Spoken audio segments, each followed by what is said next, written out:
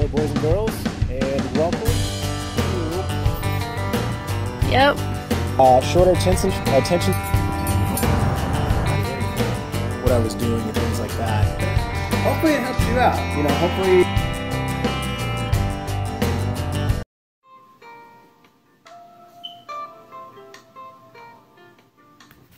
How's it going, everybody? Just gonna take a quick break here from cleaning up the house. Don't need that anymore. Probably should have kept that on. That's how you break. Okay, so serious face. We're gonna continue on with what we've been talking about all day today, which is chapter 5. How can I stand it? You know, understanding the different levels of grief.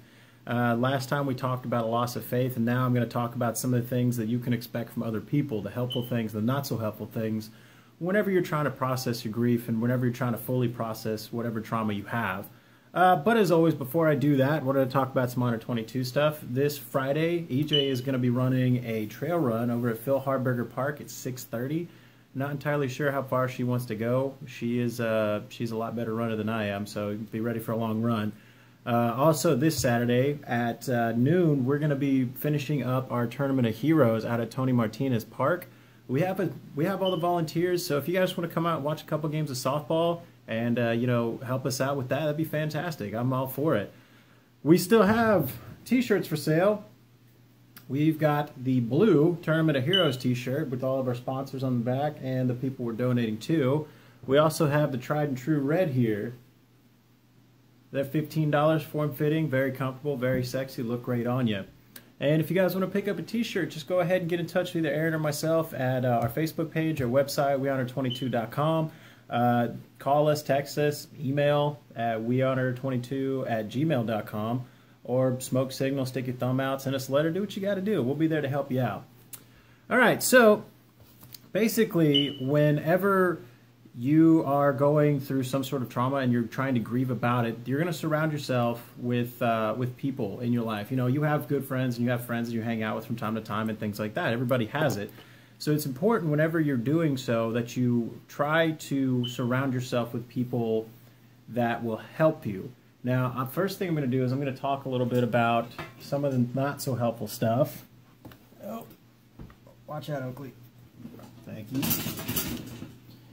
So I'm going to talk about some of the not so helpful stuff, and then we're going to go ahead and talk about some of the more helpful stuff. So basically, whenever you surround yourself with people that are less than helpful, according to the book, we look with disdain at the outpouring of grief in other cultures and accuse them of a lack of control. So basically, whenever like another government or another country is suffering, it's kind of human nature to go like, oh, well, you know, if they had better resources or if they took better control of themselves, they'd be able to, you know, to process this better.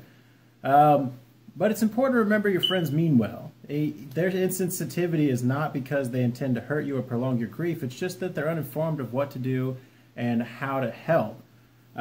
So, you know, sometimes, even though your friends mean well, even though your friends have your best intentions at heart, sometimes they're uneducated and they don't know what the best thing to say is. So if you hear some of these things coming from your friends, that doesn't mean shut your friend out completely and stop hanging out with them. That just means maybe whenever you're grieving and you're looking for someone to trust and confide in, maybe not that person unless they educate themselves further. So basically, some of the things, if you hear these, do not follow the advice.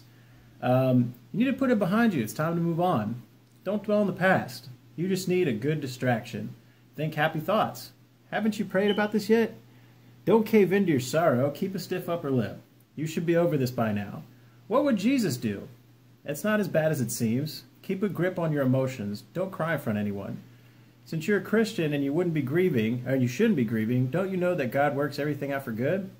You'll feel better tomorrow. Hey, how about those Seahawks? Yeah, basically, in other words, they're trying to talk about anything other than your grief. Be strong for your kids. Don't let them see you cry. How are you? But they don't really want you to tell them too much. They just kind of want a vague story. You think that's bad? Let me tell you what happened to me. And if you just had a little bit more faith, this wouldn't seem so bad. So again, if your friends or your family is saying something like that, it's not the worst thing in the world. That just means that these people maybe are not entirely educated to what you're going through. And so it might be better to find someone that is educated, to find, you know, surround yourself with someone that's going to know how to support you. So some of the helpful things, you know, that you can hear from your friends, these are the things you want to look out for, okay? So basically they are, you know, when they ask, how are you, they really want to know, and they want to stick around for the answer. They're willing to give you their time and available when you need them. They'll sacrifice for you. They'll take the initiative with you. They'll reach out to you by calling you up, asking you out, including you in their lives. They're good listeners, not judgmental, won't interrupt you or talk about themselves. They find out what you need and then go get it for you. They'll pray for you and pray with you. They won't mind if you cry. In fact, end up crying with you, and they've got your back. So the last thing on here is basically list out the people in your circle of friends that you can rely on, that would be helpful. If you're going through a trauma and you think you know, that no one would be there, list out some of your best friends and then honestly think about it. There's also a prayer assignment here. It says if you can't think of anyone, start asking God to send someone like this to you, or do you open your eyes to your current acquaintances who can be that kind of friend. Make this request of him daily. Keep on knocking. So basically, whenever you're grieving, you want to try and surround yourself with helpful people, people that will try to understand as best they can what you're going through. Now, full disclosure, nobody is ever going to know what you were going through fully, ever. Even the people that were there with you at the trauma won't fully know because they're not you. But it's important to surround yourself with people that are making an attempt, and they're making a healthy attempt, not just telling you to get over it. So yeah, with that being said, you know, that's what you can expect from other people, the helpful and not helpful stuff. I'm going to go ahead and knock out some push-ups, and then I got to head to class and get my education on.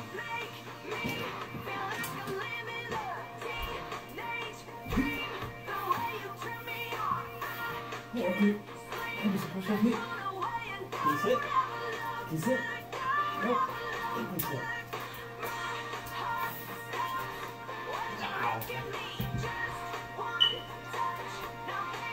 Yeah. Yeah, all right, guys. Hey, y'all have a fantastic Tuesday and the rest of your day. I'm going to go get my education on and learn how to read. And with that being said, y'all have a good one. Take care.